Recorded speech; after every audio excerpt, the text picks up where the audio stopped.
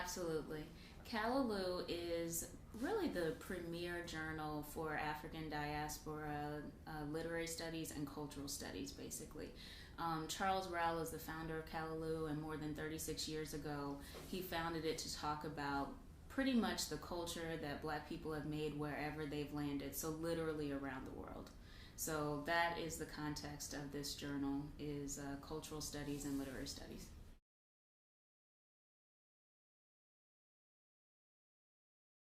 So, my essay in the latest issue of Callaloo is called Love in Action, noting similarities between lynching then and anti-LGBT violence now. And the way that it came about actually is that Callaloo has conferences every year now, for about 5 years running. And the theme of the 2012 conference was actually love. And so we looked at love from several different points of view, and I actually had the opportunity to be the moderator of the panel called Queering Love. And so that was really the context that this essay came out of in some ways. Now, in other ways, the essay came out of work that I had started a long time ago, because basically a month after my book Living with Lynching came out, I was giving a lecture at a community center here in Columbus. And so there were people from all over the city there. And a man basically stood up during Q&A and asked me, he said, "Do you not realize that what you're talking about is happening to people, my people right now?"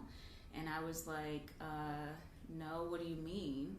And he said, well, the kind of mutilation that you're talking about, the torture and the brutality, is happening to gay people right now. And I said, no, sir, actually, I don't know that, but I'm happy to learn from you about that.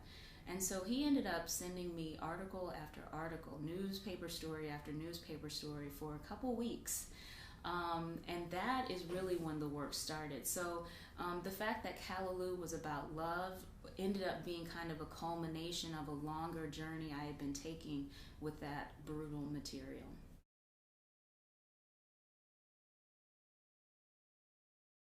In terms of speaking about the comparison that I'm making, I want to first say that the conversation that started and the research that started as a result of him bringing this to my attention, one of the things that became really striking to me is it made me realize part of what my investments are when it comes to studying violence. And one of my investments is I recognize violence as a way to define who belongs and who does not. And so the more I thought about that particular investment, the more I realized I couldn't ignore the violence that he had made so clear to me, because ignoring that is another way of participating in the violence, that is cutting certain populations off from belonging and from citizenship. So I have to first be honest about the degree to which my investments in understanding the purpose of violence, that's exactly what led me to make the comparisons that I'm making, because I recognize that cutting LGBT people off from citizenship is at the heart of this violence, to the same degree that lynching was about cutting people off from citizenship. So that really drives the analysis. Like, why is it important to actually recognize violence? That's why it's important. So then when I looked at the comparisons, and of course all of this came from looking at the NCAVP's report, which is the National Coalition of Anti-Violence Programs. When you look at their reports, that's when I really got a grounding in my understanding of exactly what's happening in LGBT communities, besides the news stories that that man was sending me. His name is Kevin Tyler. So besides that kind of evidence, I had this evidence from NCAVP. And so it was in merging all of that that I started to see the comparison. So as you said, number one is the mundane quality of the violence, the very everydayness of the violence. And it was important for me to make that very clear to people, that don't act like when you hear some horrible thing that happens to a transgender woman that this is shocking and not an everyday occurrence. It's an everyday occurrence. And it's just that maybe it's a more extreme version of the violence that you're participating in every day when you are completely oblivious to the fact that someone can be fired for simply being LGBT. And so when we act like we're astounded that that's our law of the land, we're participating in that violence. So I wanted people to understand how everyday this is and how the environments that we're creating and sustaining are the foundation of anything more extreme. The more extreme examples are just that, more extreme, but they're not at all different in terms of their impact for excluding people from citizenship. Exactly. I mean, I always say James Baldwin is a light. He just said so many things so well. And American innocence is something that he is constantly critiquing. And, you know, I kind of feel like one of the things that I want to happen when people read this article, if they are basically identified as heterosexual, especially, I want them to feel uneasy and I want them to feel anything but innocent of this. I want them to feel how implicated they are in creating the atmosphere that makes it such a hostile environment for other people. And so, yes, in that way, I feel like I'm trying to do what Baldwin did, which is to make you look at the ugliness of what you're participating in.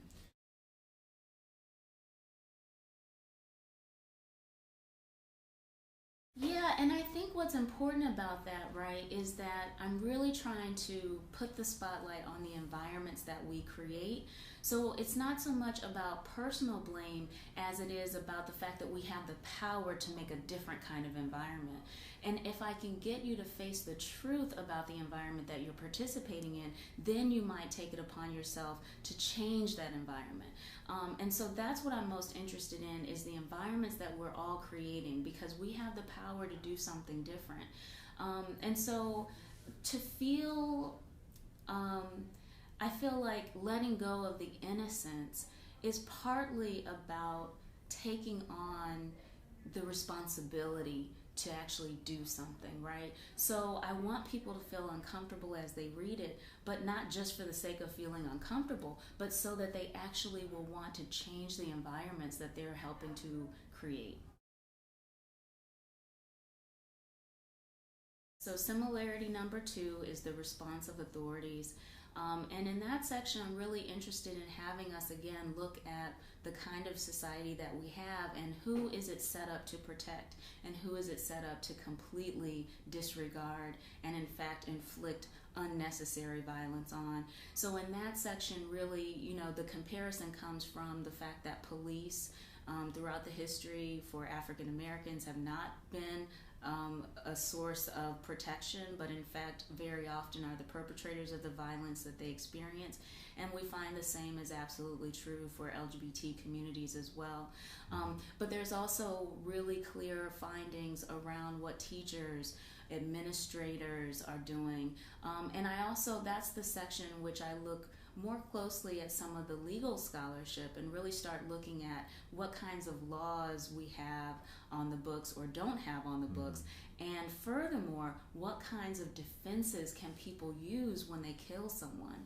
And part of what ends up being so striking is, you know, the gay panic defense and suddenly now emerging trans panic defenses. So when you have a society that allows people to defend themselves with those kinds of defenses, part of what you do is you make it so that anyone who is read as heterosexual should be understood if they lose it, you know, in the company of someone who's gay or trans. Anyone should be sympathized, like you should have sympathy if that happens.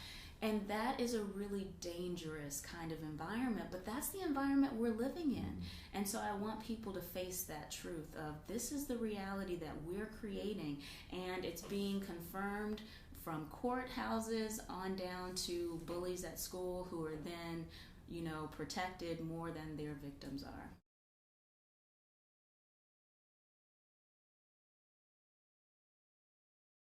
Well, part of what you're making me think about with that is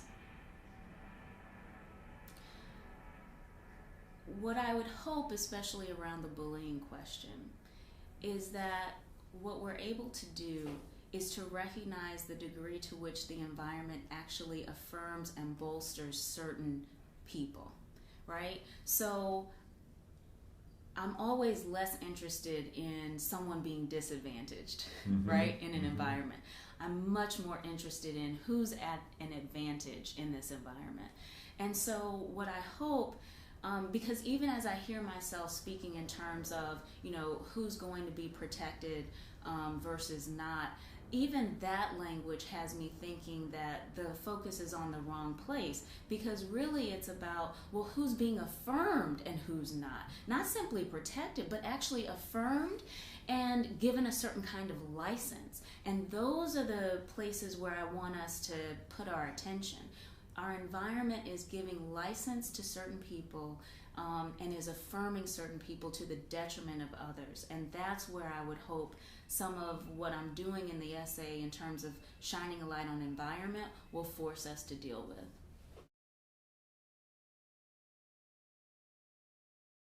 Yes, so the third similarity is the degree to which the success of marginalized groups actually inspires attacks. And in truth, this was one of the most important lessons that I learned from writing Living with Lynching, is that you didn't end up lynched because you were a criminal. You ended up lynched because you weren't staying in your proper place by being a criminal or being some kind of deadbeat or being someone who had nothing. You were successful, so you had some land that someone wanted to take, or you were in this heteronormative nuclear family construction in which, as a man, you actually thought you had the right to determine whether your wife was sexually assaulted or somehow sexually violated. You had the nerve to think that you could protect her as her husband? Oh, well, you don't know your place. So it became really striking to me. One of the things that the NCAVP report does is it emphasizes that while some of the numbers are going down in terms of murder and some of the more gruesome attacks, the numbers of those are going down, but the intensity of the violence is going up. And that was an indication to me that I'm looking at the same pattern. It's about your success. It's about you not knowing your place. It's about me reminding you of your proper place. So I call that know your place aggression, right?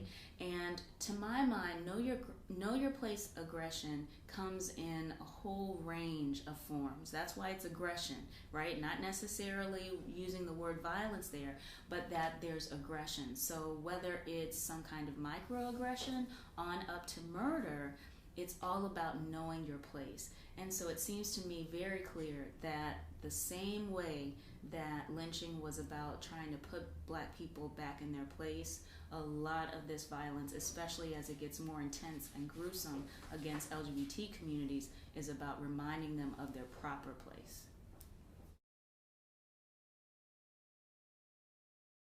So similarity number 4 is lack of bias classification. And that basically means, now that's language that really applies more to our current historical moment than the moment of lynching. That language is really of our time. But it's about not acknowledging that it's specific bias or specific hatred that is the reason that this is happening. So when it came to lynching, you could use the Black rapist myth and say that this was about keeping crime down.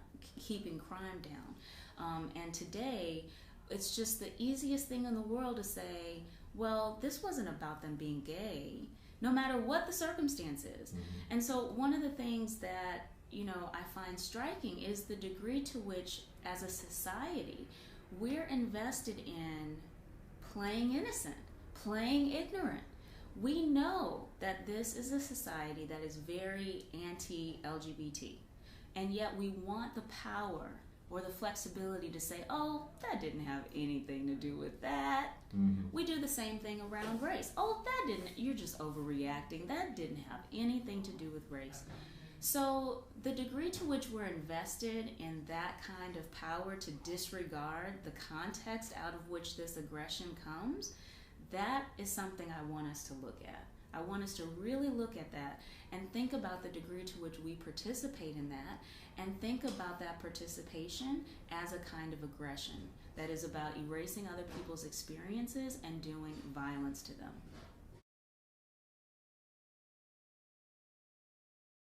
Yes, so number 5, in terms of similarities, the prevalence of sexual attacks, how often the violence is sexualized in some way.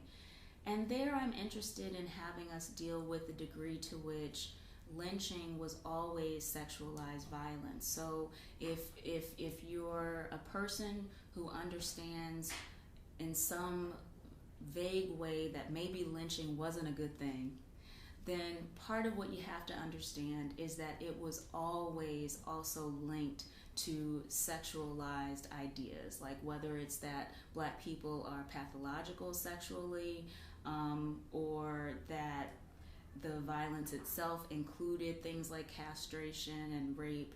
Like, if you understand that in any vague way, then that should be a reminder that if we can disregard the humanity of other people on the basis of something related to sex, then it's not that different from what you already understand as an evil of this society, lynching. So in that section, I'm really trying to think seriously about the role of making pathological someone else's sexuality, and how often and consistently that's been used to help us distance ourselves from what's going on. And that actually loops back to the beginning of the essay, where I actually explain why I'm going there, right? I think I called the section, Why Go There? Why would someone, make this comparison in the first place? And I feel like section 5 is trying to think through that to an even greater extent than what I explained in that beginning section.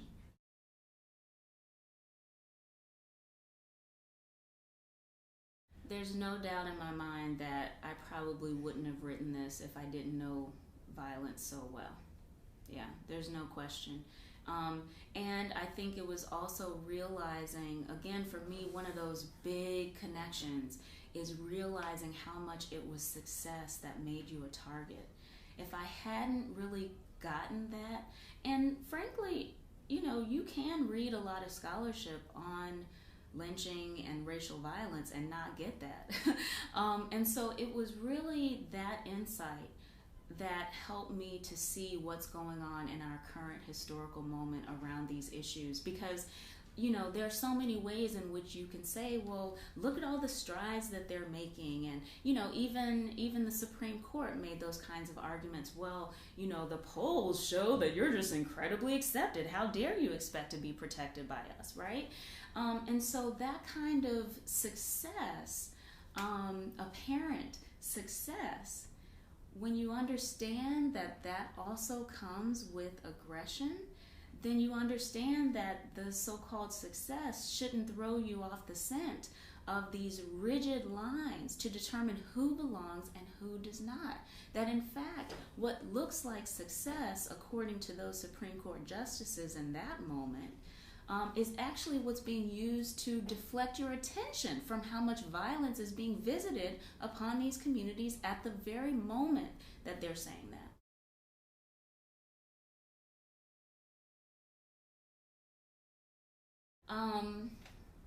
Well, I guess this is getting back to the question of why go there? Why would I make this comparison in the first place?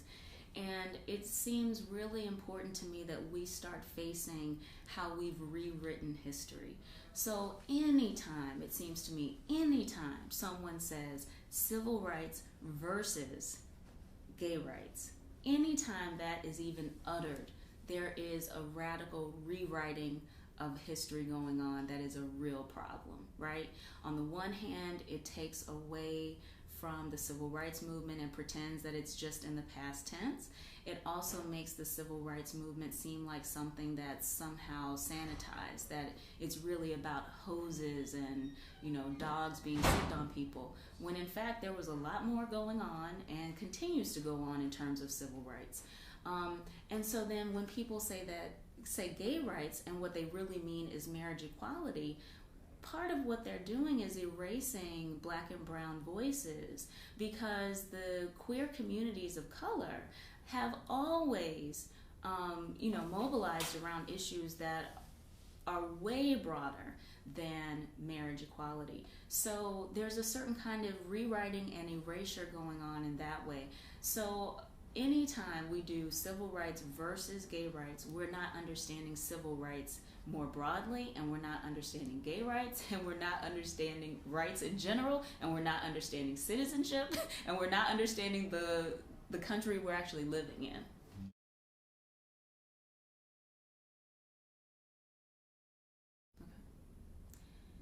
So I think ultimately part of what I want people to leave the essay understanding is that we need to pay attention to who's being affirmed and why. And very often in this society, you get affirmed simply because you're heterosexual. In this society, you get affirmed and you become licensed simply because you're white. In this society, you get affirmed and are presumed completely competent simply because you're a man. I'm interested in having us think seriously about what kind of environment we're creating when those are the criteria for being considered someone who belongs, someone who's a full citizen, whose rights I should respect. We need to look at that. I'm thinking right now about Senator Rob Portman right here in Ohio, and the degree to which he finally, maybe after a year or so of knowing about his son being queer, decided that he would at least consider going against the Republican Party's platform and actually supporting marriage equality. That gesture is heroic in some ways, but heroic in a way that I think James Baldwin would say is very American in its cowardice. So only when it's someone related to me can I begin to think about other people's rights. That's very American, but that's a problem. So what I hope the essay does in some ways is have us think about what our very American ways are. And that's one of those American ways, that only when it hits home do I care about other people's rights. Only when it hits home do I care about the degree to which someone else feels like they belong. We need to rethink that, because there's violence in that American way.